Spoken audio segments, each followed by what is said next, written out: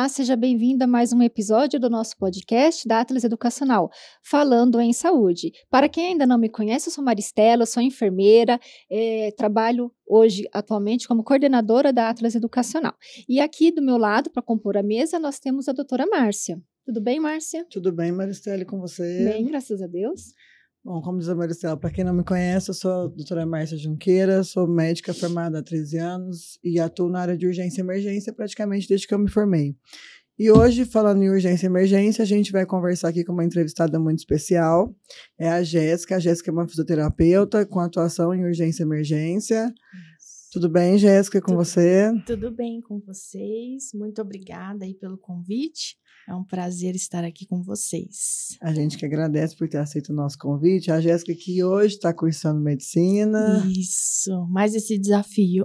Mais um desafio para a vida. Seja bem-vinda também. Muito obrigada. Então, Jéssica, você então é mestre, né, em ciências, Isso. fisioterapeuta, trabalha, já Isso. tem experiência na parte oncológica, de urgência e emergência, e agora, como a Márcia falou, estudante de Isso. medicina. Exato. Eu me formei em 2014, né, e depois fui fazer a especialização em urgência e emergência e UTI. Depois parti para a residência, senti essa necessidade de entender um pouquinho mais, né? Então, fiz em UTI oncológica, tive essa experiência aí bem próxima, né, com os pacientes. E depois, o mestrado.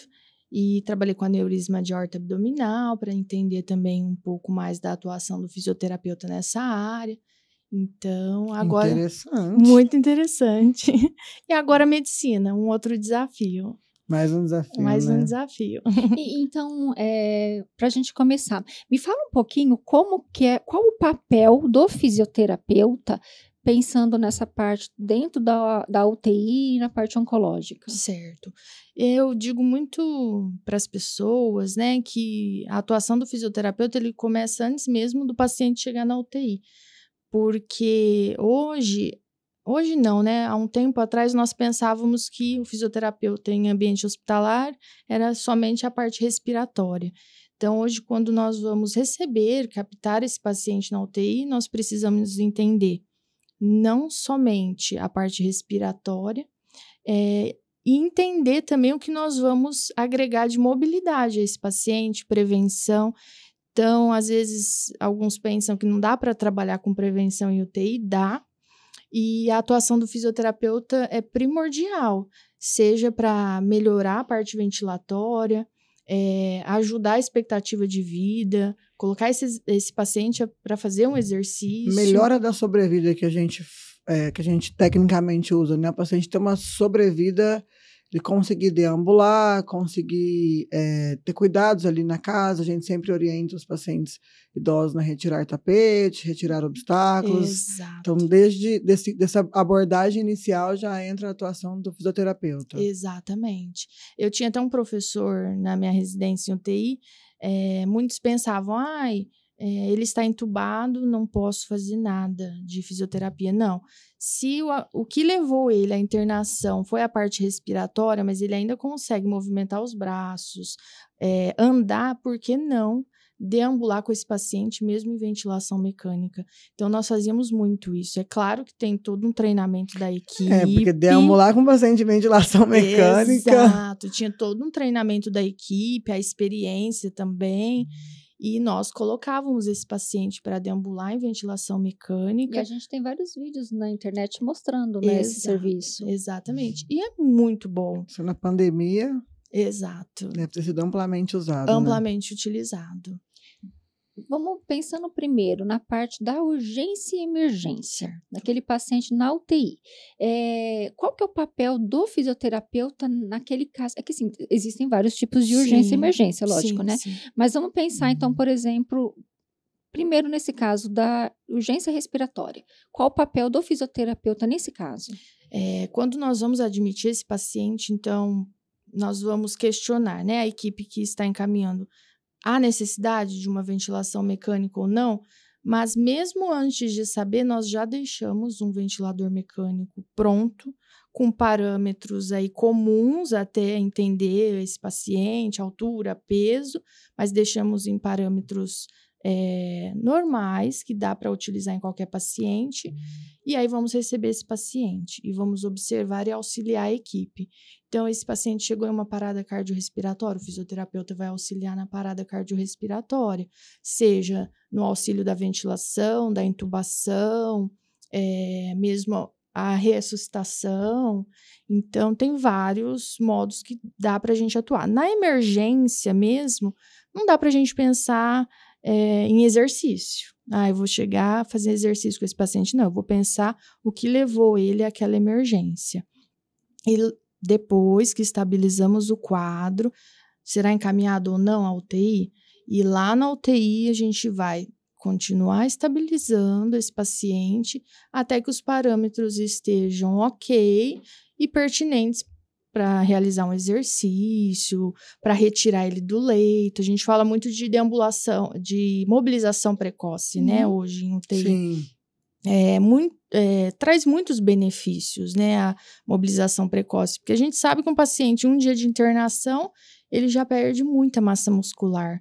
Então, por que não, né, fazer essa mobilização precoce? Então, assim, a importância, né, tanto que nem a gente falou da parte ventilatória, mas essa movimentação, a mobilização do paciente precocemente, pensando em melhorar, em não piorar a perda da massa muscular do paciente, em próprio não ter as doenças, né, que vão, a comorbidade que vai piorando, que pode acarretar, ou então até o sistema imunológico, né, que melhora a parte do sistema imunológico, que aí você vai prevenir o surgimento de alguns outros de algumas outras patologias, né? Nós ajudamos muito até mesmo na questão de delírio associado à internação. Sim. Pacientes de UTI, né? Exato. A gente chama de delírio de UTI, né? Às vezes mesmo aquelas internações curtas, paciente pós-angioplastia, internação de 72 horas, o paciente acaba desenvolvendo ali uma confusão mental. Exato.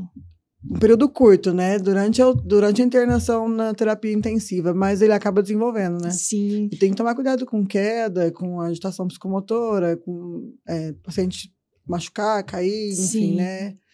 Nós devemos pensar como nós vamos devolver esse paciente à sociedade, à família.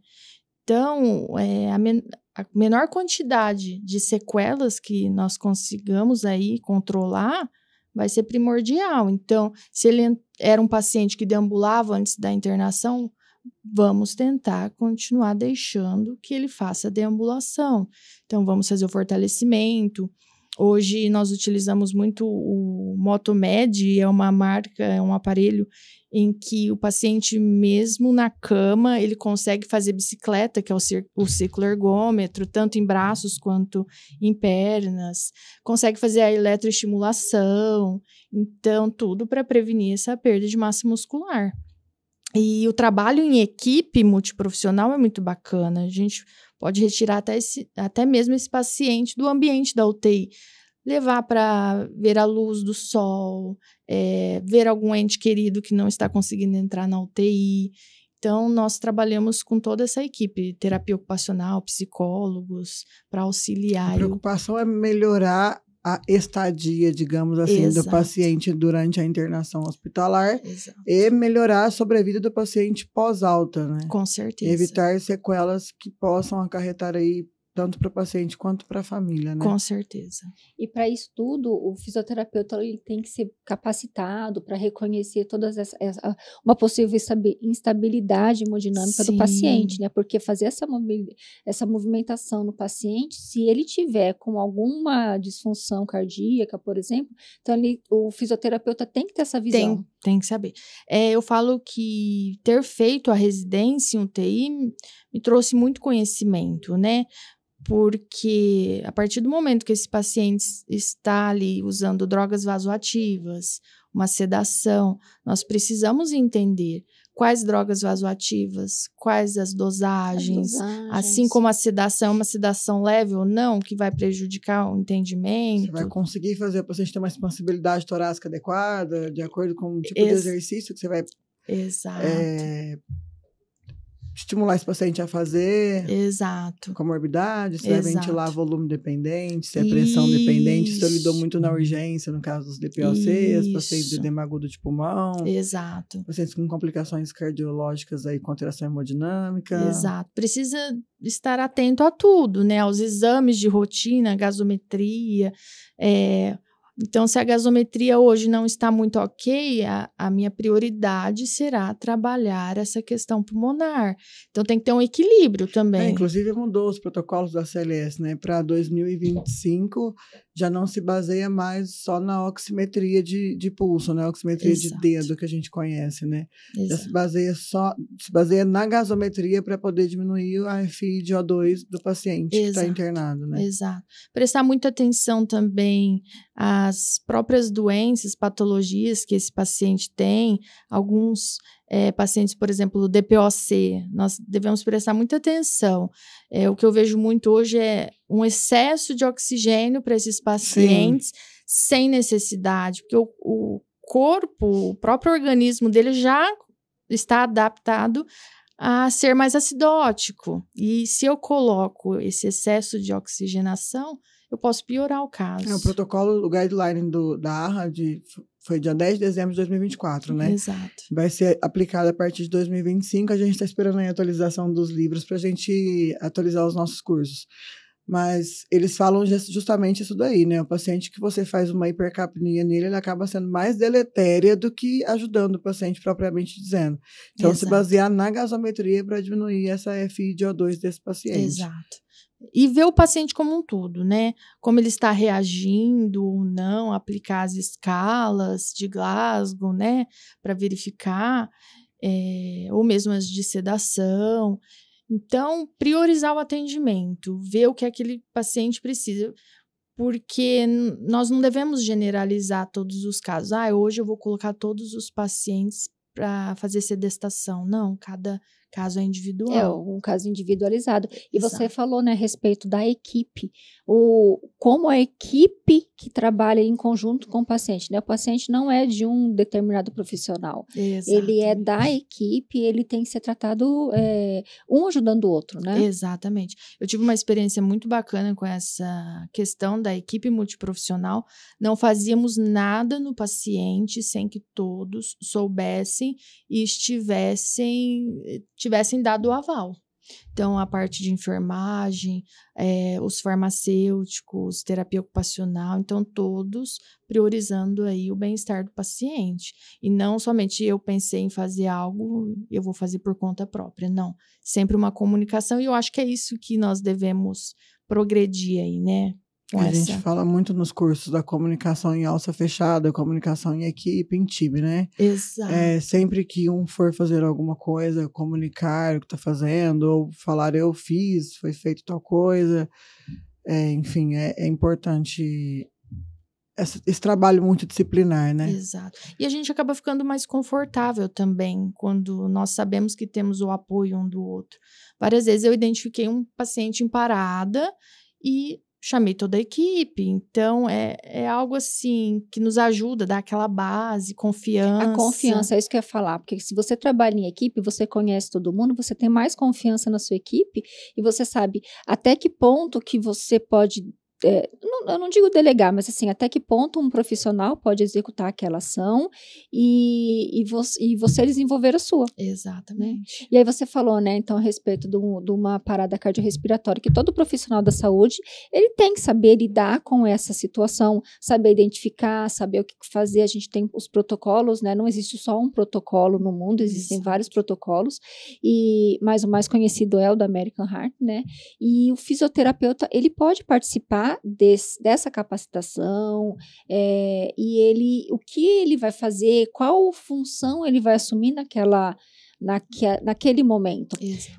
Pensando que eu estou assim, utilizando o ambiente da UTI, né?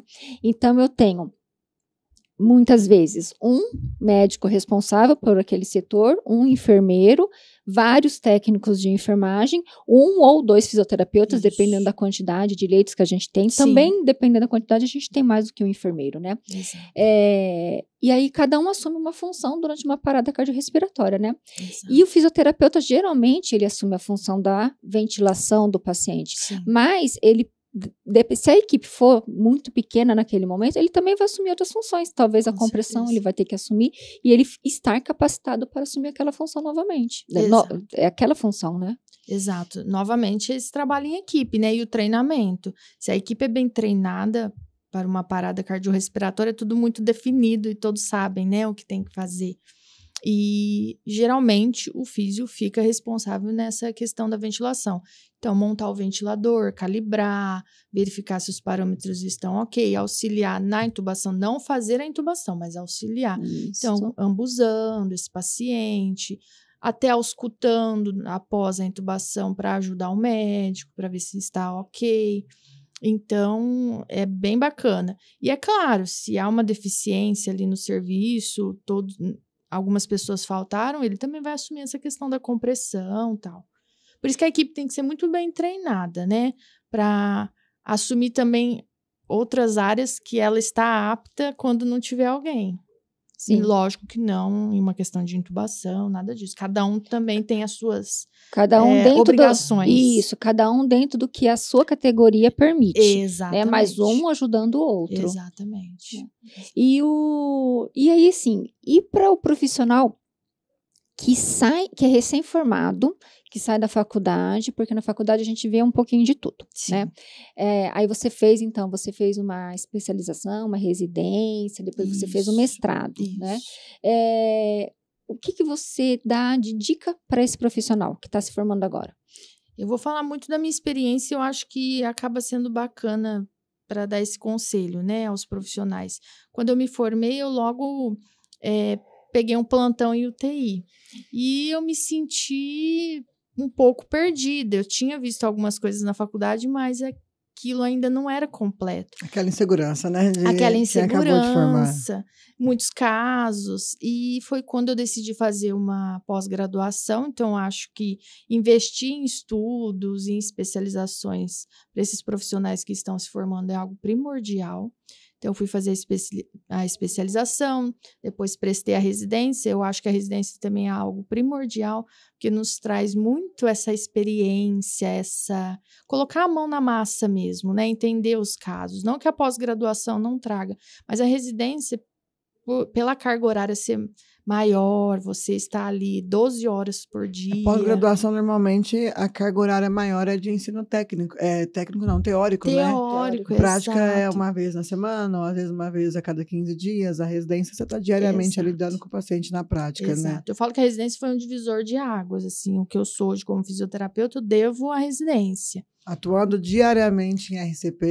Exato. E você cria aquela confiança, depois se torna algo tão natural, que você fala, nossa, consigo fazer numa boa. Manejando via aérea todo dia, de todos os tipos de patologias. Exato. Tem algumas especificações aí para manejar a via aérea de DPOC. Exato. E que a gente não vê na teoria, né? A gente não vê na teoria, né? Só na prática. Só né? na prática, exato. A mudança de aparelho de ventilação, né? Porque atualização. não conheço esse, mas eu sei o básico e aí eu consigo fazer toda a mudança necessária no ventilador. Exato. Então, assim, uma das coisas que eu falo é investir mesmo em estudos, especializações, nunca parar, né? Eu não só a área da saúde, eu acredito que todas as áreas, não podemos parar, sempre tem algo novo. A Mari falou, foi muito importante pra gente na pandemia, né? A gente saber o básico. Porque a gente levantou os tacaoca lá do fundo dos hospitais, a gente sabia o básico ali, que você tinha paciente que você tinha que ventilar volume, paciente que você tinha que ventilar a pressão. Exato. A FID é 2 que você colocava de acordo com a comorbidade ou com a saturação do paciente na gaso. A gente sabia mexer no taca-oca que a gente não teve contato na faculdade. E nos ajudaram muito na pandemia. Que ficou naquele slide do professor de que a ventilação começou com esse aparelho. E nós pensávamos, para que ver esse aparelho, né? E depois usamos muito. Salvaram muitas vidas na pandemia, né? Exato, muito. E quais são os maiores desafios do fisioterapeuta para trabalhar dentro de uma UTI? Eu acho que os desafios é trabalhar com amor, primeiro de tudo, assim. Eu vejo muitos profissionais que talvez não gostam da área, estão ali porque surgiu uma oportunidade e continuam. Então, acho que o primeiro de tudo é trabalhar com amor, porque não tem como dar errado se for seguir esse passo. E os desafios é você se atualizar. Se você não se atualizar, você vai acabar ficando preso em algumas situações que você não vai conseguir sair, vai ter algumas dificuldades, e isso pode depois acarretar algum mal ao paciente. Então, a gente também tem que pensar não só na nossa formação, mas o que nós vamos gerar a esse paciente.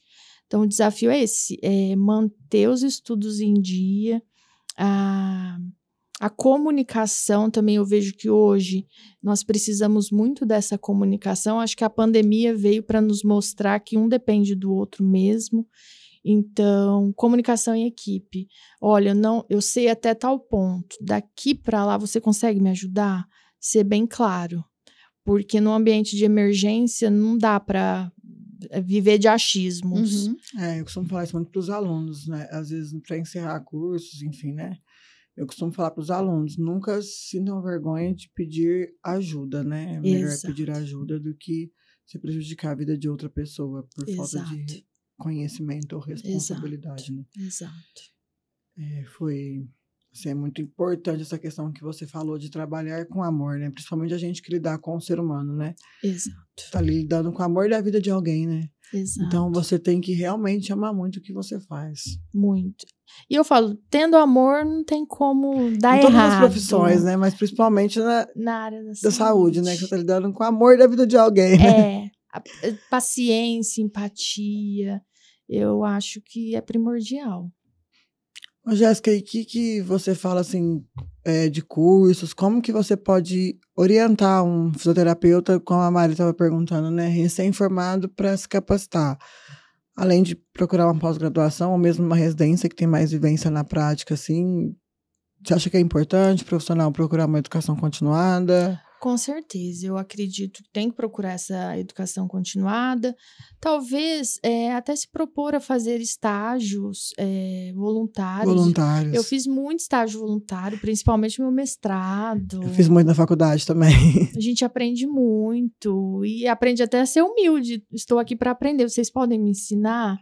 Então, talvez o aluno saia da faculdade e ainda não tem, né, a questão financeira ou mesmo um tempo hábil. Eu vou fazer uma residência. Forma tem que dar plantão, né? Então, às vezes, na própria faculdade, a gente se preparar, procurar fazer estágios voluntários, falar, eu tô aqui para aprender. Exato. Eu vejo muitos amigos, assim, que conseguiram ter uma boa experiência por conta de estágios voluntários. Na minha vida fez bastante diferença também, muito. Posso dizer com certeza, viu? Muito. Então, acho que é bacana, além de procurar educação continuada, uma pós, uma residência, e sempre tem os editais, né? Ficar de olho, né? Os editais dos hospitais, das faculdades, sempre lançam aí, ficar de olho nessa questão, porque muitas residências são com bolsa, então isso ajuda o aluno também. O próprio mestrado tem estudos com bolsa de estudos. Sim, sim. Então é algo que incentiva, né? Tanto o ensino quanto a profissão. Porque você não fica só sozinho tentando se colocar no mercado, né? Exato. Você está em conjunto com alguém, você está pegando experiência, e aí a questão até da residência que você falou de bolsas, né? De bolsas. A minha residência eu tive bolsa e foi muito bacana porque não tinha como trabalhar além daquilo, né? E nem poderíamos, porque a residência, a carga horária é muito grande. Né? Então, a bolsa auxiliava muito. E fora o hospital, né? Dava muito suporte, alimentação, estágios também. Ele tinha essa oportunidade de fazer estágio fora. Então, a gente aprende muita coisa. São várias oportunidades aí. Durante essa vida sua aí de terapia intensiva, que não é tanto a minha vivência é mais na urgência, no APH, né? Quais são os desafios que você encontra ou encontrou trabalhando em unidade de terapia intensiva? Assim, falta de recurso, de material humano, né? De recursos humanos, falta de material, de matéria-prima, talvez dificuldade da família em aceitar certos diagnósticos ou aceitar certas condutas? Qual uma dificuldade assim, que você encontrou que te marcou? Olha, a residência, o hospital em que eu fiz, graças a Deus, era muito bom, assim, de recursos. Tudo que o paciente precisava, nós tínhamos. No final da residência, nós fomos encaminhados a um outro hospital em que tínhamos que mudar todos os protocolos, reerguer mesmo aquele hospital. E eu estava acostumada a ter tudo na mão e eu tive que aprender a colocar luva para encaixar a máscara, então fazer os improvisos, né? E eu fiquei assustada, eu falei, é isso. Foi até bom eu passar um pouco para entender o que é a realidade brasileira, que não é em todo lugar que eu vou ter tudo disponível. Uhum. Então, eu tive um pouco de dificuldade no fim e o entendimento da família. Eu acho que após a pandemia, a população entendeu um pouco mais o que o fisioterapeuta... O papel do fisioterapeuta, O papel né? do fisioterapeuta. Mas antes... o fisioterapeuta vai fazer o quê? Massagem? Muitos familiares entravam para visitar o paciente e falavam assim, já fez a massagem de hoje?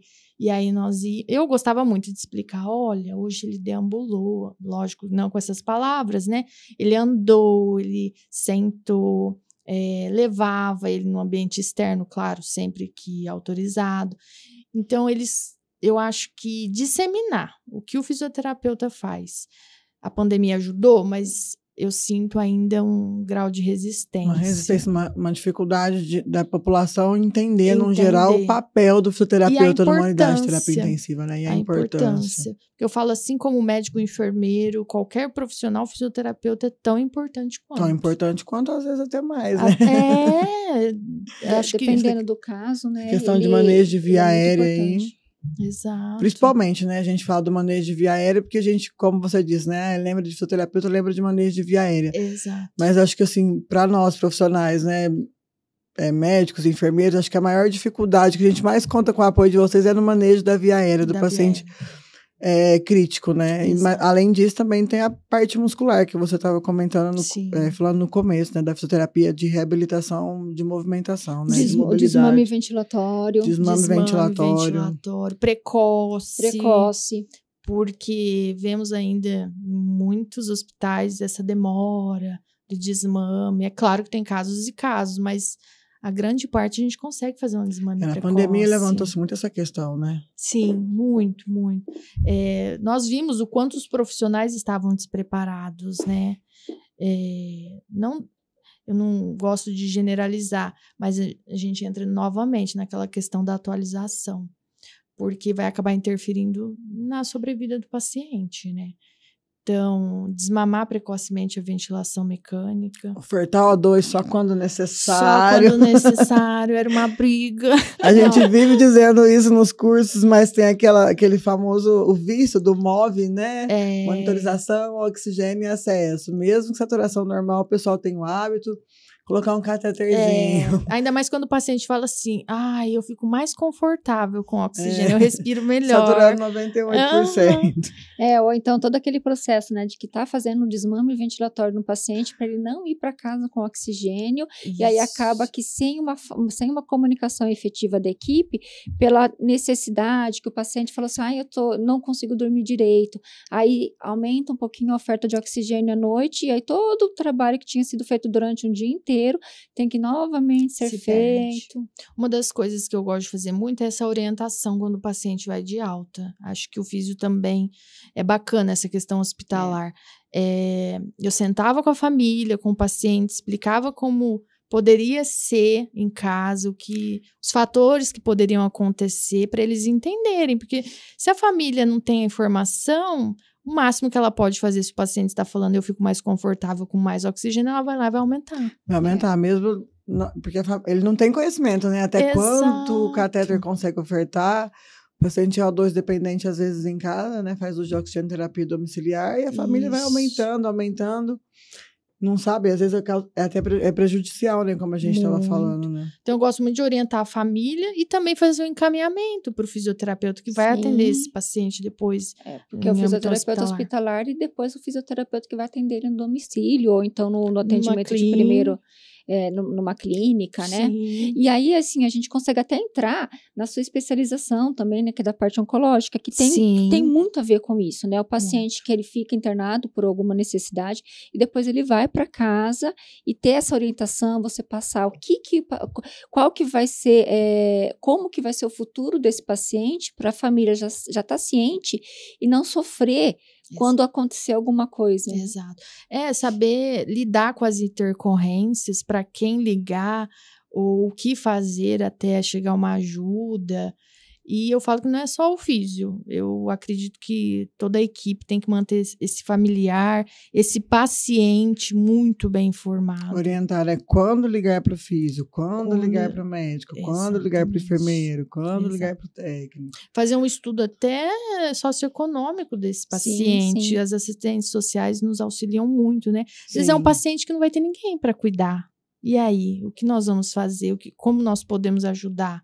Ou a família não vai entender, mesmo você explicando, não vai entender o que tem que fazer. Então, eu acho que o apoio da assistência social também é bem importante.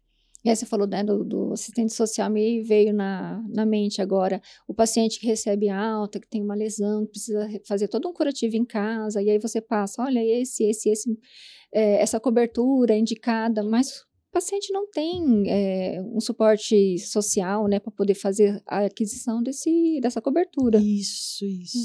E aí você falando na parte de oncologia, qual que é a sua experiência? Quais são os tipos de pacientes que você teve mais contato? Que tipo de neoplasia? Me conta um pouquinho dessa sua experiência. Como a minha residência foi em UTI oncológica adulto, então eu tive, assim, essa experiência com todos os tipos de cânceres possíveis e que nós podemos imaginar. Então, nós tínhamos muito câncer de próstata, pós-esofagectomia, até o meu trabalho de residência de conclusão foi pacientes pós-esofagectomia, que tiram o esôfago e evoluem com insuficiência respiratória. E aí não pode de esôfago. CA de esôfago. E aí não pode aplicar ventilação não invasiva, pode ou não pode? Então, lidei muito com essa questão. Câncer de mama, então, diversos. UTI pediátrica eu fiquei somente 2 a 3 meses para conhecer mesmo, então pediatria passei rapidamente, mas a adulto foi onde eu lidei com vários casos. Hemato, TMO e muitos, assim. Câncer de pele. Você fez residência no Hospital de Base, no Hospital do Amor de Barretos, né? No Hospital de Amor de Barretos. Contato com todos os tipos de neoplasias, né? Todos os tipos. E cada paciente tem sua particularidade. Além da comorbidade, a sua particularidade do tipo de associada câncer. A outras comorbidades, sim. E aí, também, como fisioterapeuta, nós tínhamos que entender, é tal câncer, então, para tal câncer, eu posso ou não fazer isso. Então, não só os exames. Então, algumas cirurgias, alguns pós-operatórios, nós não podíamos nem fazer aquele paciente estimular a tosse, porque nós sabíamos que poderíamos causar uma intercorrência ali. Então, tinha que saber isso, porque se não sabíamos, ia agravar o caso. Então, tem que entender também um pouco de cada câncer. Jéssica, e por que, assim, você tem quanto tempo que você é formada em fisioterapia? 11 anos. E por que depois de 11 anos vou fazer medicina? Bom, eu sempre tive o sonho de fazer medicina, né? Aí, já tinha passado na fisioterapia, que era a minha segunda paixão, amo. E esse ano surgiu a oportunidade, após conversar com o professor, ele falou, eu acho que você deveria fazer medicina, porque você se especializou, no meu mestrado eu fiz aneurisma de aorta abdominal, ele falou, você fez tão bem, por que você não investe nessa parte cirúrgica? Eu falei, professor, também nem tanto a cirurgia, mas sempre fui apaixonada em medicina e eu acho que vai agregar. Eu amo cuidar, amo o ser humano como um todo e a medicina só vai me ajudar aí a continuar. Você disse que você fez um mestrado sobre aneurisma de aorta abdominal. Isso. Eu fiquei até curiosa. Isso. Me conta um pouco mais sobre isso. Como que foi isso? Olha, quando eu iniciei o mestrado, iniciei fazendo um trabalho voluntário, nem imaginava que eu ia fazer o mestrado. E uma das professoras, ela tinha essa curiosidade em entender por que o aneurisma de aorta abdominal é tão pouco estudado e tão pouco diagnosticado. Geralmente os pacientes chegam já... Evoluem a óbito logo, né? Ou é um achado radiológico. De paciente que vai operar de outra coisa, né? Exato. Ela falou, nós precisamos estudar, entender se tem algum exame que nós podemos fazer antes para diagnosticar. O próprio exame físico, Um exame físico. E foi quando nós começamos a estudar, descobrimos alguns mediadores inflamatórios que dá para pedir em exame de sangue, ou mesmo a orientação da equipe quanto a fazer o exame de ultrassom, porque às vezes faz o exame de ultrassom e não percebe o aneurisma na aorta. O ultrassom é muito médico dependente, né? Exatamente. Então, a investir em cursos para esses médicos que fazem ultrassom, e nós trabalhamos com 2 grupos, né? Os pacientes que iam para uma cirurgia eletiva de aneurisma de aorta abdominal, então aqueles pacientes que foram diagnosticados, descobriram aneurisma, e o outro grupo, controle, era um grupo de pacientes que doavam órgãos, né? Então, aquele paciente com morte cefálica, que não tinha aneurisma. E aí nós comparávamos essa aorta saudável com a aorta aneurismática. E descobrimos várias coisas aí, tanto que o estudo está em andamento. O do meu mestrado, nós estávamos falando da American Heart, foi até premiado como o melhor do Brasil, porque não tinha estudo... Ah, você participou Foi um congresso. Congresso, isso. A gente viu, né? A gente, por conta da escola, né? A gente soube tudo do Congresso da American Heart. Que legal, foi parabéns. Obrigada. Eu não gosto de ficar falando assim, foi o meu trabalho, mas eu acho que é para incentivar os outros profissionais. Com certeza. Que o fisioterapeuta ele pode ser o que ele quiser. Sim. E estar atuando onde ele quiser, né? E foi gratificante, porque é um prêmio para o Brasil, para a equipe, porque ninguém faz nada sozinho, foi uma equipe toda envolvida. Então, eu acho muito bacana. Tem 2 amigas próximas, bem próximas, que são FIS. Uma, inclusive, atua também em UTI, né, em São Paulo, e a outra é sua veterana. Ai, que legal! Ela sempre atua em estética e ela quis fazer medicina porque ela já chegou num nível também na físio, de procedimento que ela não consegue fazer como físio, né? E exato. Já tinha um sonho de ser médica, tá fazendo físio também. Exato, é muito bacana. Mas a físio abrange bastante coisa aí, muito... Muitas pessoas tinham essa curiosidade. Mas o que a fisioterapia vai fazer no aneurisma de aorta abdominal? E ninguém sabe que a gente pode atuar no laboratório, fazer os exames. Tem muita coisa envolvida, né? É bem bacana. Então, eu como profissional de saúde, confesso que essa parte aí que vocês estudavam, essa parte eu desconhecia, né? Exato. Trabalhei diretamente com experimentos, depois trabalhei um pouco também com microscopia, vendo... nós induzíamos, né, a sepse, então víamos como reagia esses micro-organismos, marcadores, PCR... Bem bacana, bem de pertinho. Eu falo que na residência eu via um pouco por fora, né? E no mestrado eu entendi. O PCR é isso, por dentro acontece isso. Estudo seu. É bem bacana, depois eu te mando. E lá na residência, né, da parte da oncologia, onde você fez a sua residência, né, é um hospital que ele tem vários recursos, é muito conhecido, o trabalho é muito divulgado no Brasil como um todo, né? Sim. Muito grande o hospital, muito, né? Muito. E aí, com isso, tem vários recursos, como você falou. E aí, você pode colocar em prática o que você aprendeu durante o estudo. Exato. Então, essa parte de avaliação do paciente, exames, materiais que você pode ter esse gasto com o paciente para poder fazer com que ele evolua de um modo mais rápido, né? Sim. E eu acredito que você deva ter, como você até comentou, ter sentido essa diferença quando você estava fazendo uma residência lá e depois quando você foi para o mercado de trabalho. Sim, né? sim. Mas dá para sempre fazer o melhor com o que a gente tem. Com certeza. Né? Então, assim, queria que você contasse um pouquinho dessa mudança, dessa visão do que você saiu, digamos, de um tudo, né, para o que eu posso fazer nesse momento. Sim. Eu falo que ter tido todo esse suporte, como você disse também, nos traz confiança, entendimento, como nós vamos agir com o paciente. E quando nos deparamos a outras instituições que não têm todo esse suporte, é aprender a lidar com o improviso, mas não deixar de fazer pelo paciente. Não fazer o correto, Não né? fazer o correto. Então, eu não tenho uma gasometria que vai sair agora de imediato para o que eu quero ver, mas eu vou pedir uma gasometria, independente do horário que ela vai sair, independente da demora. O raio-x, nós tínhamos esse privilégio. Vamos pedir um raio-x, eu quero ver agora como está esse pulmão. Tá, em outra instituição vai demorar um pouco mais, mas eu tenho a ausculta que eu posso fazer, eu posso observar os parâmetros ventilatórios. Isso é uma coisa que eu falo muito com os alunos, né? A gente esquece. O exame físico, é primordial. Pôr a mão no paciente é primordial. O esteto não é só de enfeite, né? Eu tinha um professor na residência, ele era muito bravo quanto a isso. Ele disse, antes de olhar qualquer exame, eu quero que vocês avaliem o paciente. Examina, né? Examina. Depois vocês... olhei o exame, é isso. Por isso que ele estava daquele jeito. Então, eu falo, o exame físico, se ele for bem feito, seja em qualquer instituição.